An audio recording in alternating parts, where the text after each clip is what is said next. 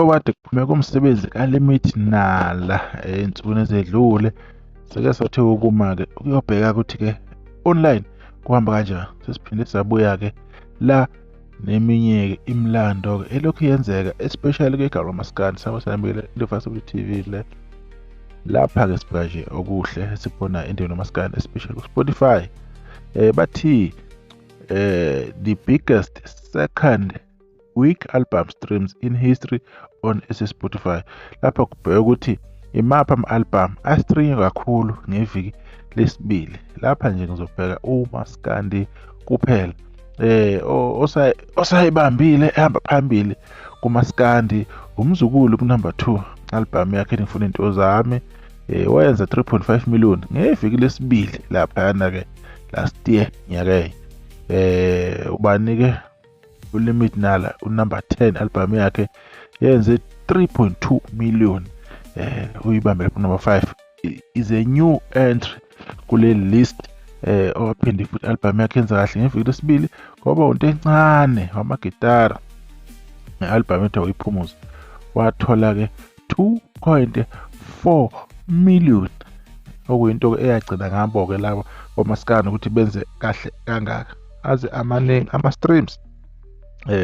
Uma sesifuna laphana-ke sibhekisise ukuthi-ke ikuphi okunye okwenzalile okuhle endeni nomaskandi. Bathi-ke uNimile has surpassed 1 million Spotify monthly listeners for the first time in his career. He is the 7th maskandi artist in history to do this. Usebeke emlandweni-ke uLimit Nala ukuthi yena abe omunye womaskandi ukuthi bebe na 1 million wabantu abamlalelayo inyanga nenyanga laphana-ke ku-Spotify. Kungokuqala lokhu kwenzeka emlandweni womculo wakhe. Ungumaskandi wesikhombisa ukuthi yena athole lokho ukuthi akwenze. Sesingabala amaskandi abakwenzile, amaskandi abanjengomthandeni, umaskandi onjengoMafikizolo, umaskandi abanjengomzukulu, amaskandi abanjengofeza, Honke Eshemba, uMenzi bafikile khona laphana-ke ku-1 million. U-SK wazi wakuphinda kabili lokho wakwenza lesa sikhathi ekhiphile umsebenzi wakhe. Ngicabanga ukuthi i-album isikhathi umzila waphinde futhi ekhiphile iGucci maybe umlando-ke mhlambe ngizogeja lapho kodwa khona lapho afika khona-ke kwi-million noma-ke uma ngathi ngiyabheka ngathi wafika nge-EP yakhe le eyaphuma online.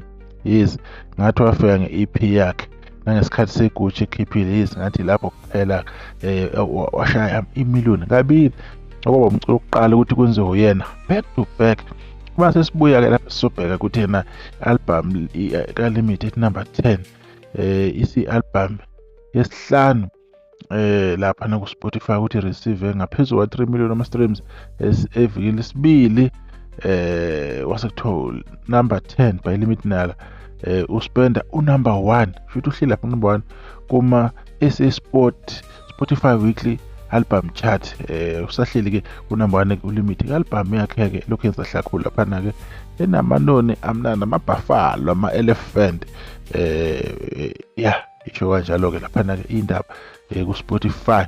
So lapha kubhekela uSpotify kakhulu ngenza ukuthi oba yiwo lo okubalwa ku ama-gold plug, ama-platinum nama-double platinum. So ingakho ku-Spotify ubaluleke kangaka. Sibuke kakhulu-ke ukuthi na sithole lo mlando loyo ohlanganiswe ipage ye-22 Africa. Yile lihlanzela yonke-ke le history enihlayeni eyibona. Sesodibana okuzayo sezokhuluma-ke ngezinye izinto khona la kwi-channelini eniyithanda kakhulu Indofire Soweto TV.